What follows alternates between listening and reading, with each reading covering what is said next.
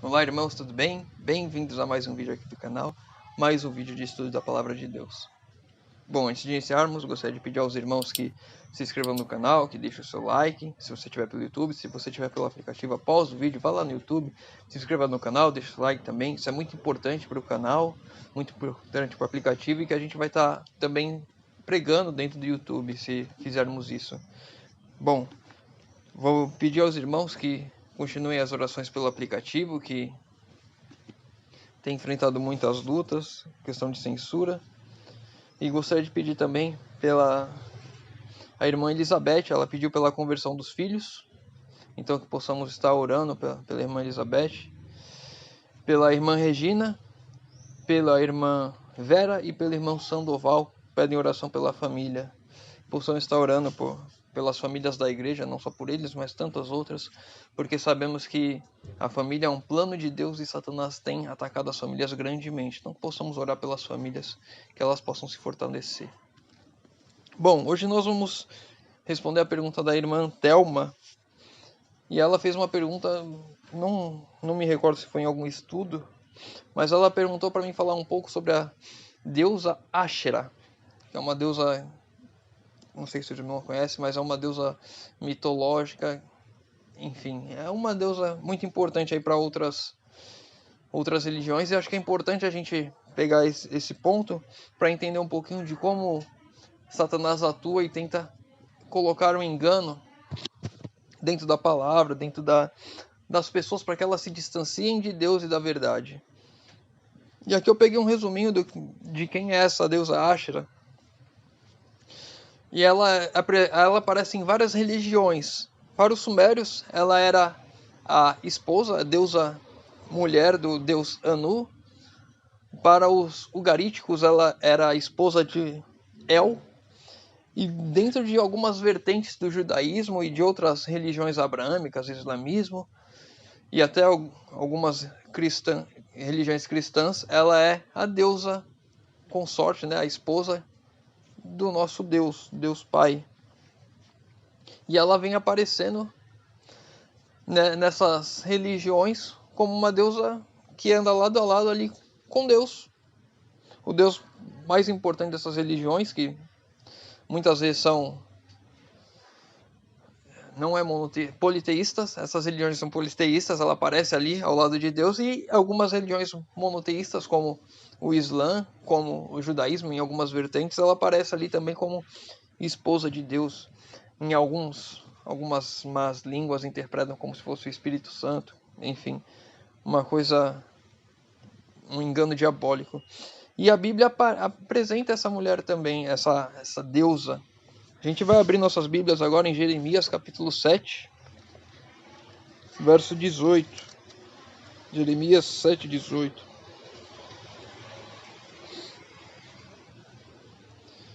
Os filhos apanham a lenha, os pais acendem o fogo, e as mulheres amassam a farinha para que se fazerem bolos à rainha dos céus, e oferecem libações a outros deuses, para me provocarem a ira. Então aqui Deus falando para o profeta Jeremias de algumas práticas acontecendo dentro do povo de Israel. E agora, falando aqui, lendo aqui, essa deusa Ashera também, ela também aparece como consorte, esposa de Baal. Então, Baal, a gente tem vários exemplos na Bíblia. Então, essa deusa sempre está aparecendo no nosso mundo de alguma forma. Em algumas religiões, o homônimo dela é Ishtar. Então, a gente for olhando, essa deusa mãe, ela vem aparecendo em várias religiões de uma maneira a causar um engano, a causar um estresse, a causar uma divergência.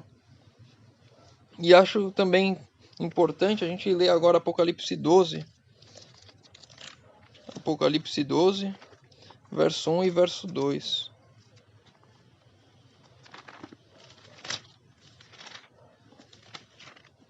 Apocalipse 12,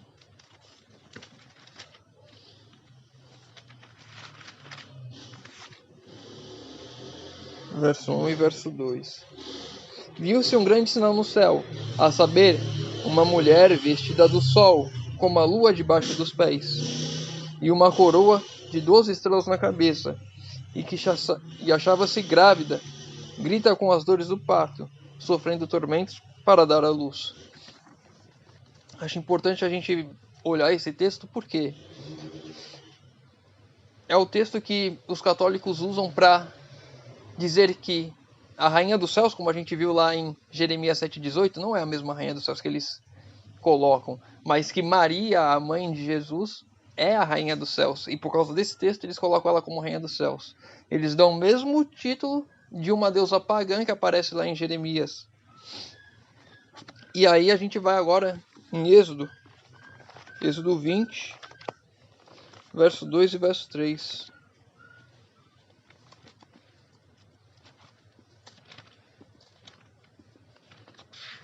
Êxodo 20, verso 2 e verso 3. Eu sou o Senhor teu Deus, que te tirei da terra do Egito, da casa de servidão. Não terás outros deuses diante de mim. Deus é único. E ele deixa uma ordem clara, que o primeiro dos mandamentos, dos 10 mandamentos, é que não tenhamos outros deuses diante dele. E aí quando a gente vê algumas vertentes do judaísmo, do islamismo e do cristianismo, colocando uma deusa consorte, uma deusa mãe ali ao lado de Deus, como se ele precisasse de uma esposa para criar algo, a gente já vê que tem um engano por aí. Quando a gente vê colocando o nome de uma deusa pagã em uma personagem que foi muito importante, Maria, é extremamente importante para, na verdade, porque ela carregou a Cristo, né? Então ela tem o seu papel na história, mas ela não é uma deusa, ela não está acima de ninguém, ela era um ser humano pecador como eu e você. Ela teve o privilégio de carregar Jesus, de ser a mãe de Jesus, mas isso não quer colocar ela, não vai colocar ela em um patamar diferenciado. Ela é uma pessoa comum que cumpriu a sua missão aqui, a missão que Deus deu a ela. E por que eu olho para esses pontos? Por que eu estou respondendo essa pergunta da irmã, falando de outras religiões? Porque se a gente for parar para ver, outras religiões, elas pegam muitos elementos da verdade e colocam nelas com um pinguinho de distorção, uma coisinha mudada, para enganar os próprios eleitos. Se a gente for estudar islamismo, a gente vai ver que eles têm um Deus, que eu não me recordo o nome, que vai voltar para salvar, para fazer guerra contra os ímpios, aqueles que não são os filhos de Alá, e vai derrotar, destruir todos eles e vai salvar o povo muçulmano.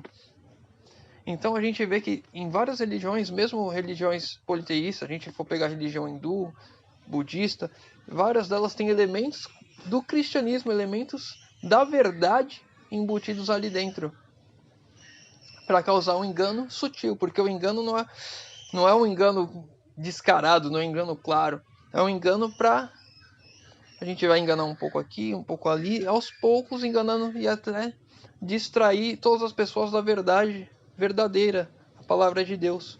E aí quando a gente olha para a religião islâmica, que é muito parecida em alguns pontos com o cristianismo, ter um único Deus, reconhecem a Jesus. Então, quando a gente olha para essas religiões que são muito parecidas, a gente vê que em uma tem alguns enganos ali que é para realmente afastar da verdade. E quando as pessoas que são descrentes olham, mas é tudo muito parecido, então é tipo, tá todo mundo errado, principalmente quando quem é ateu, é tudo muito parecido, tá todo mundo errado. É uma história da cabeça. Então, a gente vê como Satanás é astuto em mudar as coisas aos poucos. E um ponto importante como da Ashera, ou Ishtar, de algumas religiões, que ela está ao lado de Deus. E quando a gente vai lá em Ezequiel e vê quem queria colocar o trono acima das nuvens e ser adorado como o Altíssimo, é Satanás. Então, eu creio que essa deusa é uma representação de Satanás dentro de outras culturas, para que as pessoas cultuem ele ao lado de Deus Pai. Então que possamos estar atentos, possamos estar estudando, principalmente a palavra de Deus, principalmente não, a palavra de Deus tem que ser a nossa base de estudo, para que possamos começar a discernir aquilo que é o certo e o que é errado, e que possamos alertar aos nossos irmãos que estão fora do aprisco, porque A segunda mensagem já foi dada. Caiu a grande Babilônia. Sai dela, povo meu. Então nós temos que dar essa mensagem também para que aqueles santos, aqueles filhos de Deus que estão fora do aprisco, que não conhecem a verdade, que eles conheçam e venham até Deus.